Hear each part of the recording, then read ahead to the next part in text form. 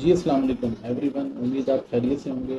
जो क्वेश्चन आज हम सॉल्व कर रहे हैं वो है a particle is placed on a plank undergoing simple harmonic motion of frequency 3 by pi hertz. The maximum amplitude of the plank so that the particle does not leave the plank will be. अब जिस चीज़ का हमें पता होना चाहिए और वो ये है कि ये हमारे पास एक प्लैंक है, यानी एक तख्ता है। इस पर ये एक पार्टिकल मौजूद है। इसका हम नाम देते हैं पी का। तो इसका मैक्सिमम जो एम्पलीट्यूड है जिसको हम एक्स नॉट कहते हैं, तो वो कितना होना चाहिए, एक्स नॉट की वैल्यू कितनी होनी चाहिए, यानी एक्स नॉट हमें फाइंड आउट करना है कि इस फ्रीक्वेंसी के साथ, यानी F is equal to 3/π hertz की फ्रीक्वेंसी के साथ ये फॉल ना करे। तो अब ये हमें एक रिलेशन पता है as A is equal to x naught omega square. ये वही इक्वेशन है जो सिंपल हार्मोनिक मोशन में भी यूज़ होती है और यूनिफॉर्म सर्कुलर मोशन में भी इस्तेमाल होती है। तो ओमेगा किस चीज़ के बराबर है? ओमेगा बराबर है 2π एफ के। तो जो ओमेगा स्क्वायर होगा वो बराबर होगा 4π स्क्वायर एफ स्क्वायर। सो ये तो हम यहाँ पे पुट कर लेंगे, लेकिन सवाल ये पैदा होता है कि हम एक्सेलरेशन की वैल्यू क्या पुट करेंगे। ठीक है, तो हमें ये पता होना चाहिए कि P वुड नॉट फॉल कब तक नहीं गिरेगा, अनलेस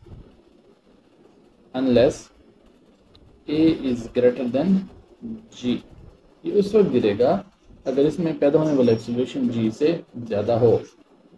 तो हम क्या करते हैं, हम A की जगह G पुट कर लेते हैं, क्योंकि हमें ये कहा गया है कि ये फॉल न करे या लीव ना करे इस प्लैंक को, इस तख्ती को। तो हम इस रिलेशन में अब हम लिखेंगे G is equal to x naught और ओमेगा स्क्वायर की जगह क्या लिखेंगे, 4π स्क्वायर एफ स्क्वायर। ओके, तो रिलेशन हमारे पास क्या आया है? रिलेशन आया है हमारे पास G is equal to x naught 4π square F square.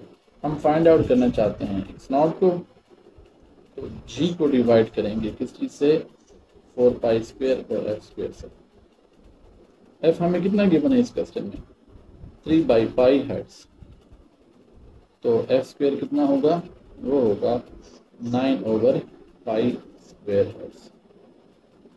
Okay, अब हम एक्स नॉट लिख सकते हैं, G की जगह हम लिख लेंगे अपनी कन्वीनियंस के लिए 10 और 4π, एफ स्क्वायर की जगह हमने 9 और ऊपर मल्टीप्लाई हो जाएगा पाई स्क्वायर। तो ये भी 4π स्क्वायर है, पाई स्क्वायर से कैंसिल हो जाएगा और हमारे पास आ जाएगा 10/36 मीटर्स। अब एक्स नॉट की वैल्यू आई हमारे पास, अगर हम 2 से डिवाइड करते हैं तो ये 5 और 18। तो अब हमारा जो करेक्ट आंसर है वो 5/18 मीटर्स आ गया है। तो अब हमारा जो करेक्ट आंसर है वो आ गया है 5/18 मीटर्स। तो see in the next video, take care.